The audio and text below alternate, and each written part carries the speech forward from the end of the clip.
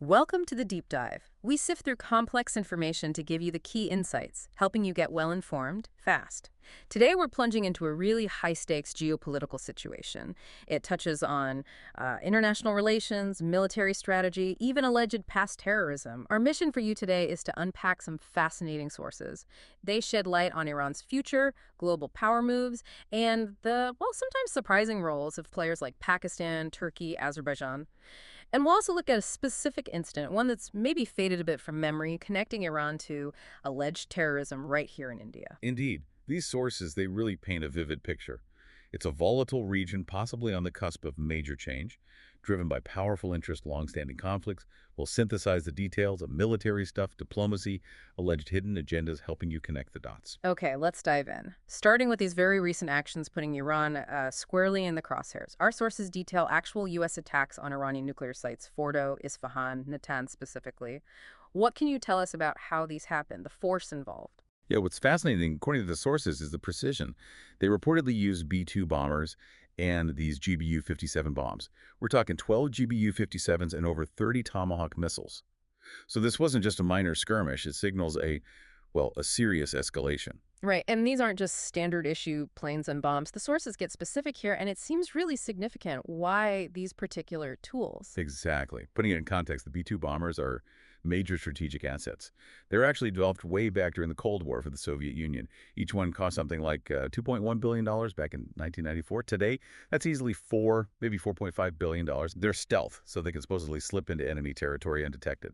And the range, 11,000 kilometers. Sources say 6 B-2s were deployed at Diego Garcia. That's about 5,000 kilometers from Iran's nuclear site, so, perfect for a round trip. Stealth, long range, and the bombs, the GBU-57s. Right, the GBU-57. Why this bomb? It's a bunker buster, designed specifically to penetrate deep underground about 200 feet. This was key against Soviet bunkers, and it's relevant now because those Iranian sites in Natanz and Fordo, they're reportedly 300 feet underground. So 200 feet penetration isn't enough? Apparently not. The tactic described is using multiple bombs, one after another in the same spot, to kind of burrow deeper. It's an approach they reportedly used before for high-value targets like Hassan Nasrallah, allegedly. So this serious military action, it connects to an ultimatum from Donald Trump mentioned in the sources. What were his demands? Yes, the Trump administration apparently gave Iran a warning. Initially 90 days, then shortened to 60, with 6 key demands. First, shut down all uranium enrichment completely. Second, a written promise no nuclear bomb ambitions, ever. Third, stop all support for proxy groups immediately. Houthis, Hezbollah, Iraqi militias, cut them off. Fourth, abandon the Popular Mobilization Force in Iraq, the Hashd al-Shabi. And finally, a stark warning. If these demands weren't met by day 61, Iran would be bombed, quote, to the Stone Age. Wow, that's incredibly blunt. How did Iran prepare for something like that, according to the sources? Well, the sources indicate they've spent years getting ready, building thousands of kilometers of tunnels underground. It points to a strategy of, prolonged resistance, similar perhaps to what we've seen with groups like Hezbollah and Hamas, but on a national scale. So what's the ultimate U.S. goal here, as described in these sources? Is it a full-on military invasion? Not necessarily a full invasion, no. The vision described is more about collapsing the current Iranian regime, Ayatollah Khamenei's regime. The thinking seems to be, if you weaken the regime's infrastructure and forces enough, Then internal resistance takes over. exactly, that there are liberal, secular groups within Iran that could then theoretically complete the regime change. The sources also note Iran's unique position as the only Shia majority country there, and that Arab states likely wouldn't help Iran, remembering their support for Iraq in the Iran-Iraq War. Okay, now let's pivot, because our sources point out something really, well, bewildering about Pakistan's recent actions, allegedly recommending Trump for the Nobel Peace Prize one day, and then condemning his actions against Iran the very next. What's going on there? It definitely raises questions about consistency in foreign policy. The sources allege this recommendation wasn't spontaneous. It was supposedly the result of lobbying. Suggested by Jack Witkoff, his father, Steve Witkoff, is apparently a Trump golf buddy and designated Middle East negotiator. The suggestion was made to Pakistan's army chief, Asim Munir, with an alleged understanding, a quid pro quo of maybe $2 billion for Pakistan. So Munir allegedly gets this deal done. Trump's quoted saying Munir can get things done, but then boom, the condemnation right after the strike. That's quite the U-turn. It is, and the sources point to alleged internal friction, anger within Pakistan's ruling party, the PMLN. Why? because Munir apparently looted the show, as the sources put it. He only took Mohsen Naqi on the U.S. trip. Who's described as his tout. Hmm. And PCB chairman, former minister. Right? No PMLN ministers were included, apparently causing resentment. And the sources make a very strong allegation here that the Pakistan Army and ISI are major drug dealers, linking this to financial motives. Were there voices inside Pakistan pushing back against the Nobel recommendation itself? Yes, indeed. Maulana Fazlur Rahman, for instance. He publicly called for withdrawing the recommendation, said Trump had blood on his hands, Afghanistan, Iraq, Iran. Then there's Mushahid Hussain Syed, described as a sort of mouthpiece for the Pakistani deep state, initially welcomed the nomination, then did a complete 180 after the Iran attacks. The sources even use this term dabu for a former minister, Fawad Chaudhry, a turncoat. What's the significance of using that analogy? It's used to illustrate what the sources call Pakistan's national character, its alleged duplicity, hypocrisy in diplomacy. The argument presented is that this kind of inconsistency, seen in individuals switching sides, defines Pakistan's broader approach internationally. And this leads to a bigger question the sources raise: why this apparent duplicity? They allege a deeper game, that Pakistan, along with Turkey and Azerbaijan, are actually working for the CIA to destabilize Iran. How? By supplying NATO weapons, allegedly, to Iranian opposition groups, Azeri, Kurd, Sistan-Bal groups, trying to fuel regime change from within. And speaking of Turkey, there's another contradiction highlighted in the sources related to their policies. Yes, what's fascinating here is the alleged Turkish visa policy.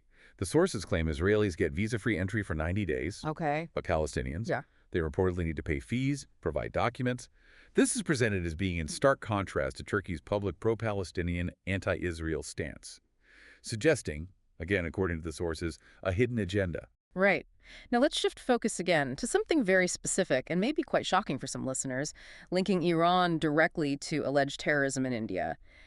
Here's where it gets really interesting, as the sources detail the 2012 Delhi bomb blast. Can you walk us through that? Yes, this raises something many might not be aware of. February 13th, 2012. A bomb blast in Delhi, near the Israeli embassy. The main victim was Tal Yehoshua Karan, the wife of an Israeli diplomat. She was badly injured by shrapnel, picking up her kids from school. Her driver, 2 Indian bystanders, also wounded. The method was a sticky bomb placed on her car by someone on a motorcycle. And who did the sources allege was behind this? The sources explicitly point the finger at the IRGC, the Iranian Revolutionary Guard Corps. Yeah. Orchestrated it. But what's really unsettling is the alleged involvement of an Indian journalist, Said Mohammad Ahmed Kazmi. A journalist? Yeah, chief editor of an Urdu newspaper, Qawmi Salamati, but also a contributor to major channels, Times Now, NDTV, Doordarshan. And the shocking claim is he was reportedly reporting on the very attack he was allegedly involved in. How is he supposedly connected? What's the evidence cited? The investigation reportedly found significant money transfers, over 18 lakh rupees to his wife's account, nearly 4 lakh to his own, from abroad. Mm-hmm. The alleged mastermind was identified as Masood Sadagatzadeh, an IRGC member. He supposedly did reconnaissance with the 2 Iranians who carried out the bombing. Kazmi was charge-sheeted under UAPA, other sections. He's out on bail now, but banned from leaving India. The sources also mentioned Iran's official news agency, IRNA, had a contributor in India at the time. And this raises a key point the sources make. Why isn't this more widely known? They suggest maybe because he worked with mainstream media, it got less coverage. Was this presented as just a one-off incident, or do the sources suggest a pattern of Iranian involvement in India? Connecting it to the bigger picture, the sources suggest Iran also initially supported terrorism in Kashmir. They reportedly only pulled back when Sunni militant groups started targeting Shias. This apparently led to talks between the ISI and Iranian intelligence to protect Shias in Pakistan. The overall point made in the sources is that Iran isn't necessarily a well-wisher of India. So, pulling all these threads together, the U.S. pressure, the regional dynamics, the alleged terrorism links, what does this all mean for Iran's future, according to these sources? The prediction is pretty stark, actually, that the Iranian regime is expected to fall.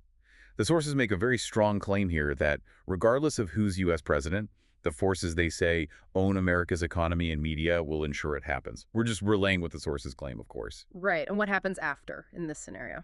It's not a pretty picture. They foresee Iran fragmenting, kind of like Iraq. Different areas controlled by different factions, some Iranian, some American influence, maybe even ISIS presence, a puppet regime likely installed, but leading to continued internal conflict. IRGC remnants fighting the new government, Sunni Bloc, Azeri, Kurd groups clashing too. A real mess. And finally, for our listeners in India, what about energy security? If Iran goes through such upheaval, should India be worried about oil? What's interesting here is the note of reassurance for India. The sources really emphasize that India pays for its oil and services. It's not a freeloader. They contrast it with Pakistan. And historically, even when regimes change drastically in places like Iraq or Afghanistan, India's trade, its development work, it generally continued. So the argument presented is India probably doesn't need to lose sleep over oil prices or economic stability if there's a regime change in Iran. We've certainly covered a lot of ground today. A really complex landscape, U.S. military tech, Pakistan's alleged double-dealing, that unsettling history involving Iran and India. This deep dive really shows how interconnected everything is, doesn't it? Global and regional dynamics all tangled up. It's fascinating, isn't it? How looking at multiple perspectives, even contradictory ones from different sources, gives you a fuller, if maybe messier, picture. These sources really highlight that in this complicated geopolitical game, pretty much every actor has self-interests. And the consequences, well, they ripple out far beyond just one country's borders. So what does this all mean for you? It means really digging into the nuances, understanding the history, the motivations. It's crucial when you're navigating today's information overload. As you continue exploring on your own, maybe this deep dive leaves you wondering, in our interconnected world, how often do we really grasp the full picture of international relations, beyond the headlines? What other hidden connections might be out there, shaping events right now?